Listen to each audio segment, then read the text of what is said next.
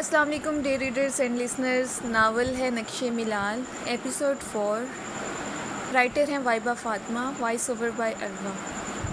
اگر کوئی چینل پر نیو ہے تو جلدی سے چینل کو سبسکرائب کر لیں. ناول کا آغاز کرتے ہیں.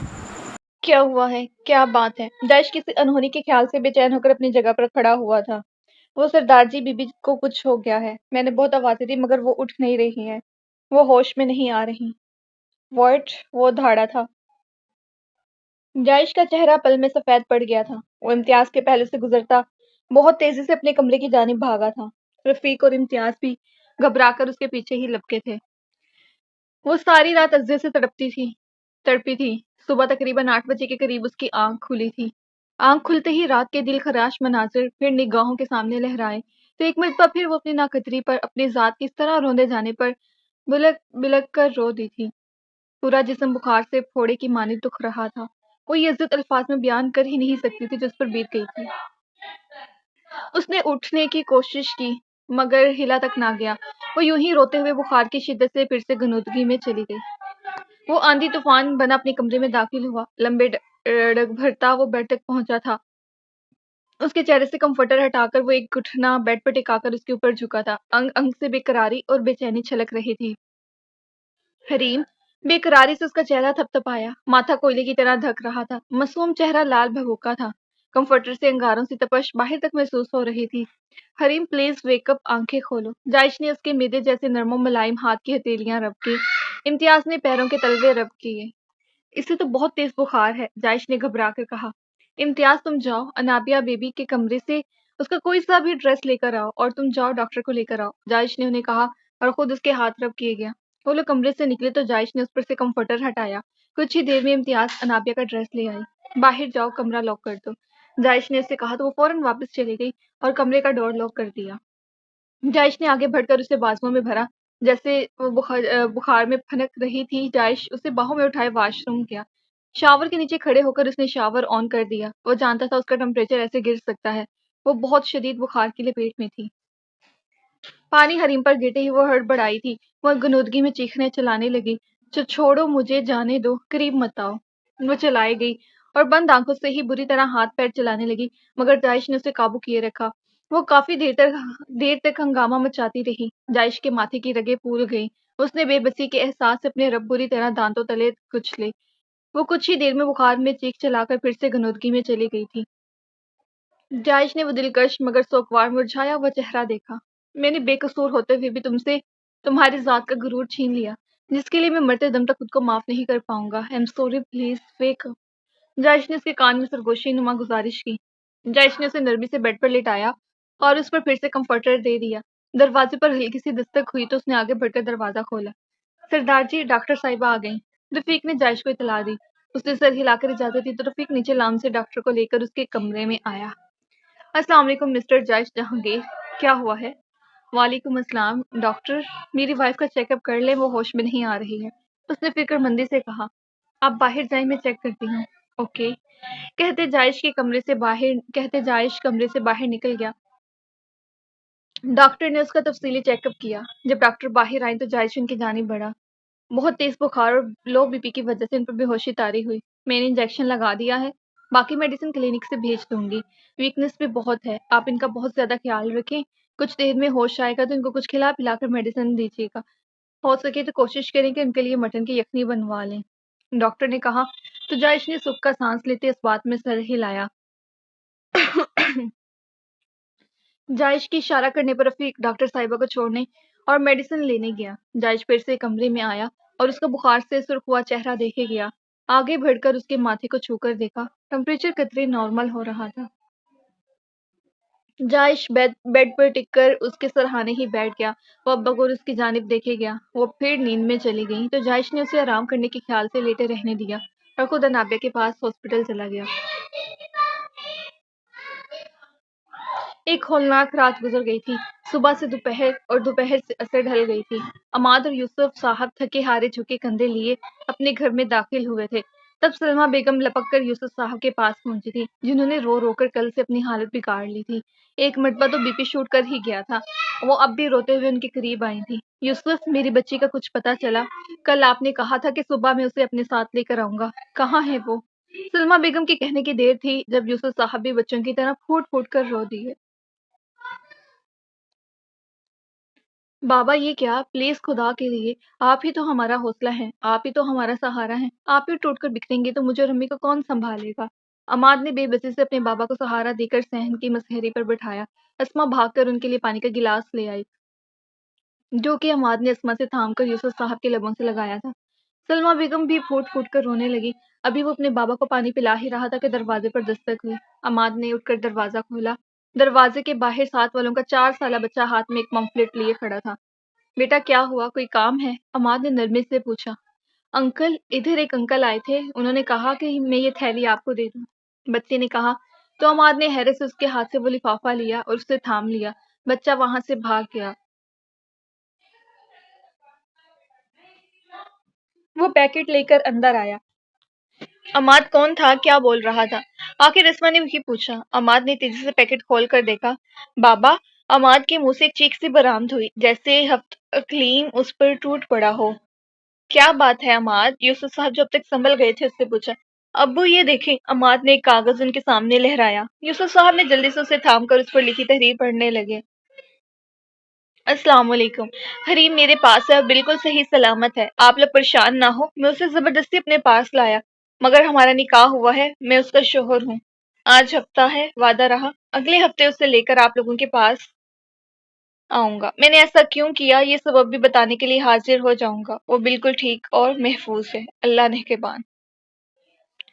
چٹ پر اتنی سی تحریر درج تھی، ساتھ نکاح نامے کی کچھ تصاویر جس پر حریم کے سائن تھے، اور اسی پمفلٹ میں سے حریم کے گلے کی چین اور پینڈنٹ ثبوت کے طور پر بھیجا گیا تھا، جس سے یہ پتہ چلا کہ واقعی حریم اسی کے پاس ہے جس نے یہ لفافہ بھیجا۔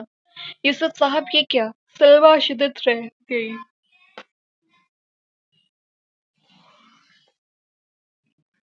عماد اور یوسف صاحب بالکل خاموش تھے۔ یہ سب کیا تھا، سب سمجھ سے بالا تر تھا، مگر حیرت انگیز طور پر اب انہیں ذرا سا سکون ملا تھا۔ اس کی اطلاع پاتے ہی وہ صحیح سلامت اور کم از کم محفوظ ہے تسلی ہو گئی تھی، جیسے صبر آیا تھا۔ مگر پمفلٹ بھیجنے والے نے اپنی پوری کوشش کی تھی کہ اس ساری کارروائی کے دوران اس کی خود کا کوئی سرا کسی کے ہاتھ نہ آئے۔ حریم نے دکھتے سر کے ساتھ دھیمے سے آنکھیں کھولی۔ تقریباً ظہر کے بعد کا وقت تھا۔ وہ کافی دیر تک تو یوں ہی لیٹتی ہوئی غائب دماغی کے عالم میں خوبصورت سیلنگ زدہ چھت کو دیکھے گئی، مگر پھر یادداشت واپس لوٹتے ہی اس نے خوفزدہ ہو کر ادھر ادھر دیکھا۔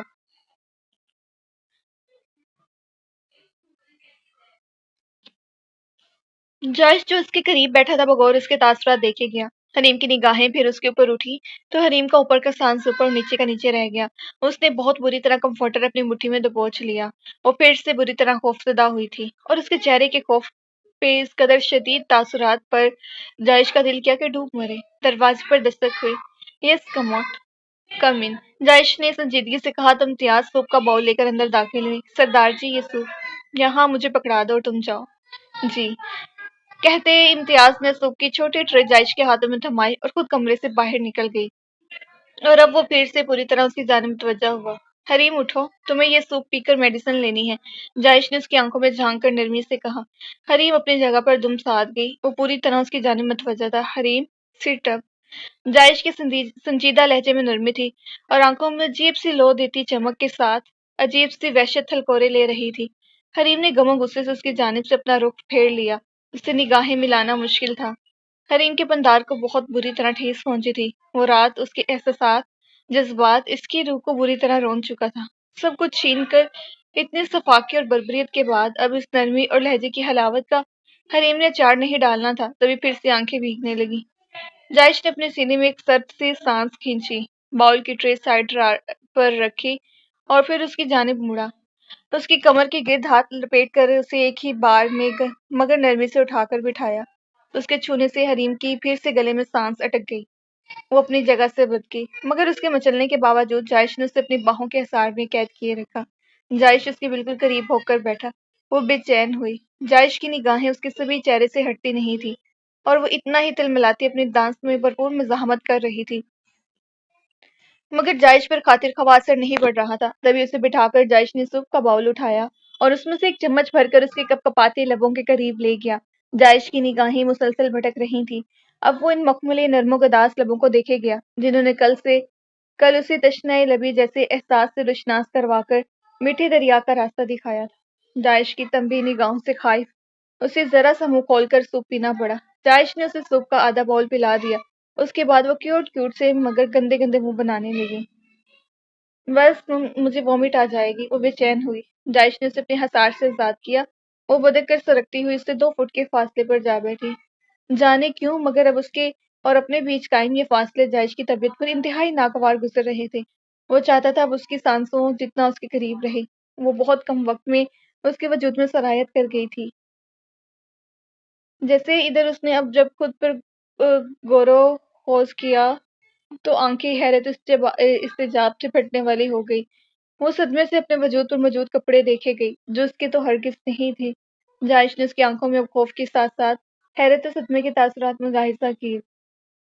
امتیاز، داعش نے بلند آواز میں اسے آواز دی تو وہ بوتل کے جن کی طرح اس کے سامنے حاضر ہوئی۔ جی سردار جی۔ رفیق میڈیسن لایا؟ جی سردار جی یہ لیں۔ امتیاز نے اس کی جانب تھیلی بڑھائی۔ یہ باؤل لے جاؤ اور رفیق سے کہو مس سمن کی بوتیک میں خود جائے اور اس سے بولے کہ سردار جی کی بیوی کے لیے ان کی ضرورت کی ہر چیز وہ خود 2 گھنٹے تک حویلی لے کر آئیں۔ داعش نے کہا۔ حریم اپنے جگہ پر ساکت ہوئی تھی۔ اس شخص کے آخر کتنے روپ تھے؟ کون سا والا سچا تھا؟ رات والا ظالم بے رحم شفاق، یا اب یہ دن والا انتہائی نرمی لیے ہوئے سافٹ نیچر کیئرنگ؟ اب یہ کیا تھا؟ اسے اس کی اتنی فکر کیوں ہو رہی تھی؟ وہ اب گھٹنوں کے گرد اپنے بازو فولڈ کیے کسی غیر مرئی نقطے کو گھورتی یہی سوچے جا رہی تھی، جبکہ امتیاز اس کا آرڈر سن کر اسے میڈیسن پکڑا کر کمرے سے باہر جا چکی تھی۔ اب وہ پھر اس کی جانب متوجہ ہوا جو انتہائی غیر متوقع طور پر اس کی زندگی میں شامل ہو کر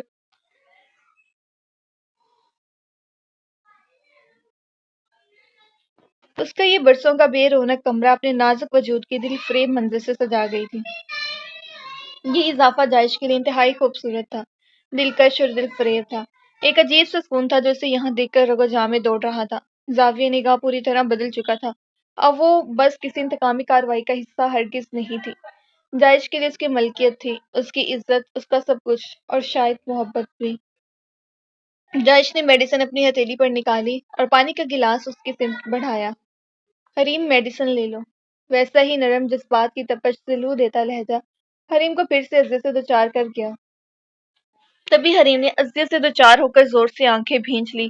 ایک کاش وہ آنکھیں کھولے تو یہ منظر کچھ اور ہو، وہ شخص اور یہ حویلی اس کی نگاہوں سے اوجھل ہو جائے، تمام عزت بھرے لمحات واپس چلے جائیں، وہ یوں ہی اپنے باپ کے گھر کی چہچہاتی چڑیا ہو جو یہاں سے وہاں اپنی مرضی سے اٹھتے پھرے۔ حریم! ایک بھاری گمبھیرتا سے بھرپور بہجل سی آواز کی پکار نے اسے پھر خیالات سے حقیقت کی دنیا میں واپس لا پٹکا۔ میڈیسن لے لو، وہ اس کے بہت قریب بولا۔ حریم نے اس درندے سے اپنی گلو خلاصی کے لیے جلدی سے میڈیسن پھونک کر پانی کا گلاس لبوں سے لگایا۔ وہ میڈیسن لے کر پھر سے رخ موڑ گئی۔ حریم لیٹ جاؤ، آرام۔ داعش کی بات بیچ میں ہی ادھوری رہ گئی جب وہ اس سے تنگ آ کر پھٹ پڑی، مگر لہجہ اور انداز اب بھی خوف کھایا ہوا تھا۔ آخر مسئلہ کیا ہے آپ کے ساتھ؟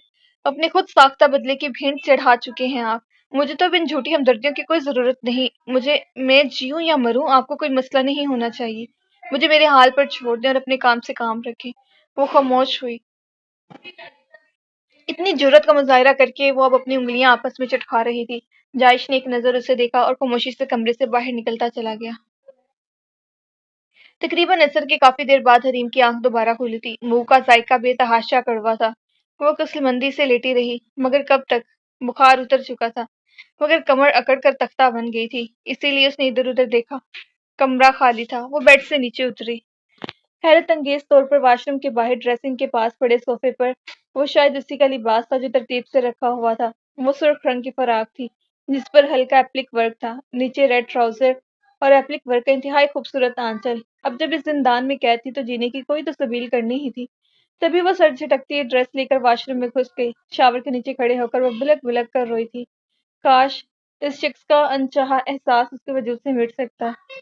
کچھ دیر بعد وہ فریش ہو کر باہر آئی، یوں ہی سرخ آنکھیں لیے ڈریسنگ کے سامنے بیٹھی اور خود کو آئینے میں دیکھ کر حیران رہ گئی۔ وہ اپنے بابا کی وہ شوخ و چنچل پرنسس نہیں رہی تھی۔ یہ آئینے میں دکھنے والی سوگوار سی حریم تو کوئی اور ہی تھی۔ جب وہ یہاں لائی گئی تھی اس کے وجود پر جو نفیس سی جویلری تھی اب وہ موجود نہیں تھی۔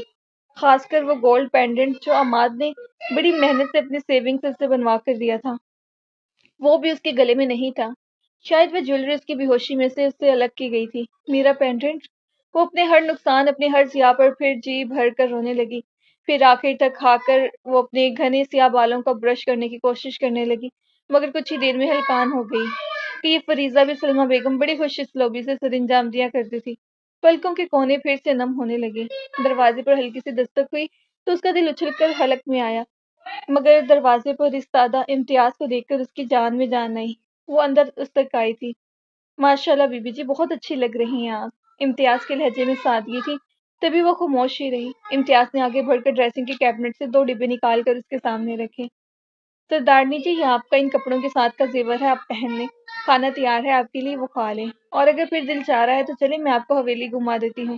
اس کا پچھلا لان بہت خوبصورت ہے، جہاں نابیہ بی بی کی پسند سے بہت سارے پرندے رکھے ہوئے ہیں۔ امتیاز بولنے کے ساتھ ساتھ اسے اس کی مرضی جانے بغیر ڈبے کھول کر اس میں سے جیولری پہنانے لگی۔ یقیناً اسے یہ سب کرنے کا سختی سے حکم ہوگا۔ حریم کے لبوں پر پل بھر کو ایک تلخیہ سی ہنسی جگمگائی۔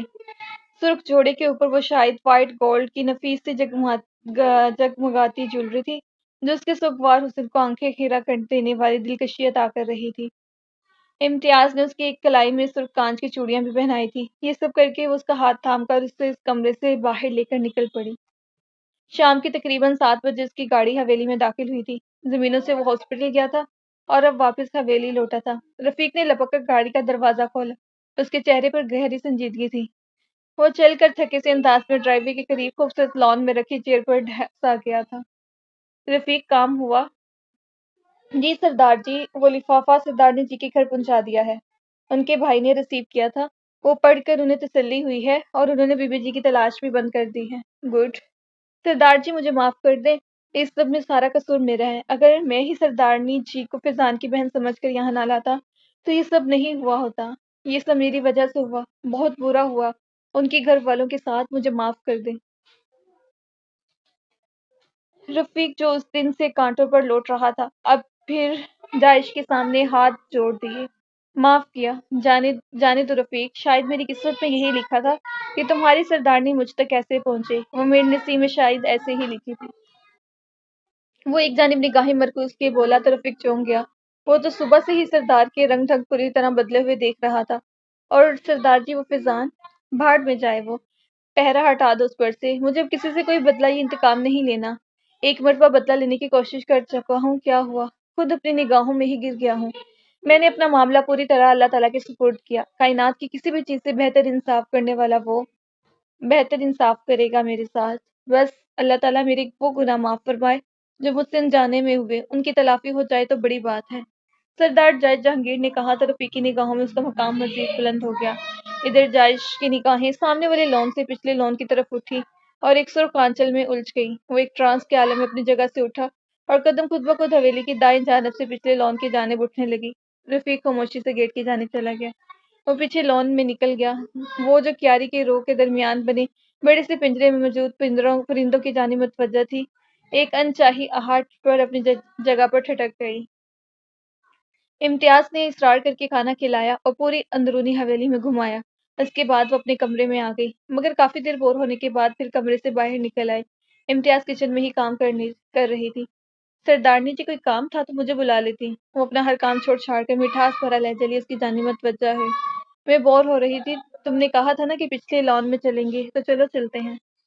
حریم نے کہا تو اس نے کچن میں موجود ایک اور میڈ کو ضروری ہدایات دی اور خود حریم کے ساتھ باہر نکل آئی۔ وہ کافی دیر اسے لے کر باہر گھومتی رہی۔ حریم نے ایک مرتبہ بھی واپس اندر جانے کو نہیں بولا تو امتیاز بھی اس کے ساتھ وہیں موجود رہے۔ وہ پرندوں کے پنجرے کی جانب متوجہ تھی جب امتیاز نے سردار جج جہانگیر کو اس کی طرف آتے دیکھا۔ وہ جس کے چہرے پر کب سے نارمل سے تاثرات تھے، اب اس کی آہٹ پا کر چہرے پر پھر سے ہوائیاں اڑنے لگی تھی۔ وہ قریب آیا۔ حریم اپنی جگہ پر دمسات گئی۔ سلام سردار جی۔ امتیاز نے سلام کیا۔ جائش نے سر ہلا کر جواب دیا۔ امتیاز، سردارنی کا سامان آیا ہے، اندر جا کر سمیٹ دو، اور دیکھو کسی چیز کی کمی بیشی تو نہیں، اگر ہے تو وہ سامان بھی فوراً منگوا لو۔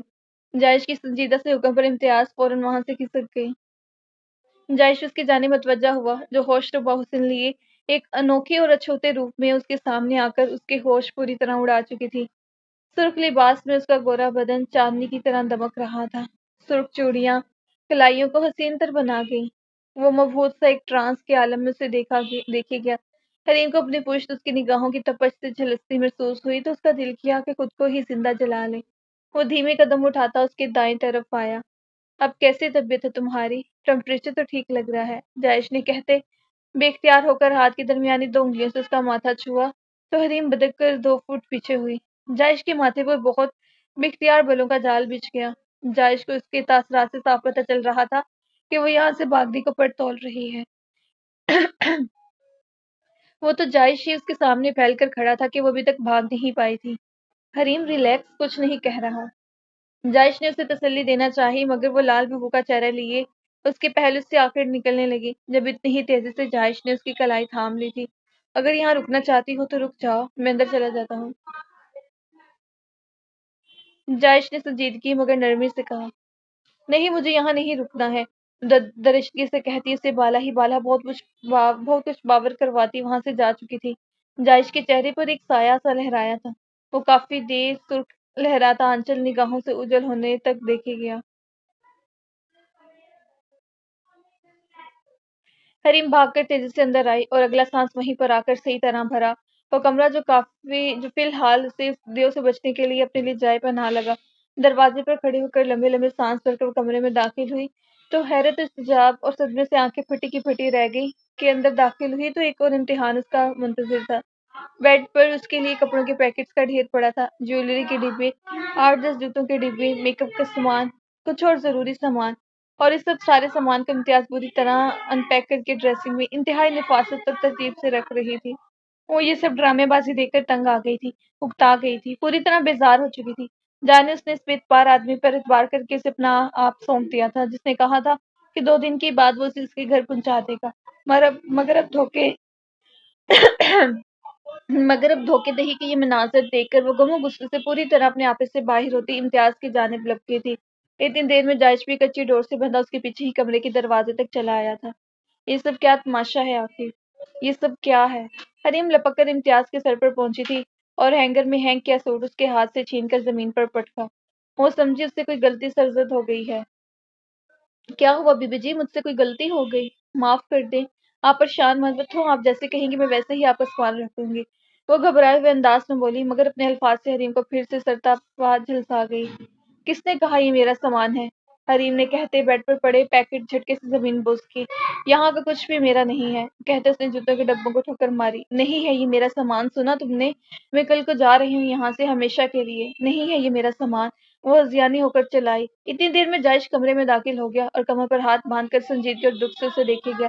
وہ اب جیولری باکس کو زمین پر بے دردی سے پھینک رہی تھی۔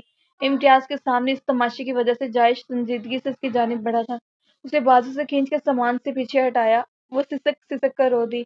حریم، بہیو یور سیلف، جائش نے سنجیدگی سے اسے ٹوکا۔ چھوڑے مجھے، میں اس پورے سامان کو آگ لگا دوں گی۔ وہ شاید اپنے حواسوں میں نہیں تھی تبھی اس کی گرفت میں بے نام مچھلی کی طرح پھڑ پھڑائے۔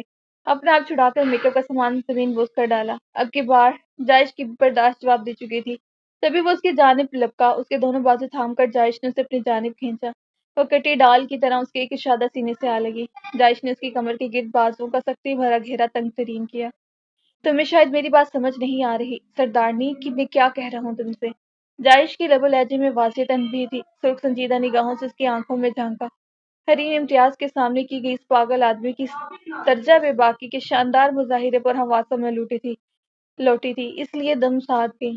چھوڑے مجھے، ایک کمزور سا لہجہ تھا، وہ جیسے شرم و حیا سے زمین میں گھڑ گئی، اس کے بازو میں کسمسائی۔ امتیاز جاؤ یہاں سے، اور جاتے وقت دروازہ لاک کر جانا۔ جائش کی اسی سرد و لب لہجے میں کہنے کی دیر تھی، حریم کے 14 تب روشن ہوئے تھے۔ امتیاز جو سر جھکائے کھڑی تھی فوراً حکم کی تکمیل کرتی کمرے کو لاک لگا کر کمرے سے باہر چلی گئی۔ جاری ہے جی تو ریڈرز، ملتے ہیں آپ سے نیکسٹ ایپیسوڈ میں، اپنا خیال رکھیے گا، چینل کو سبسکرائب کرتے ہوئے جائیں۔ اللہ حافظ۔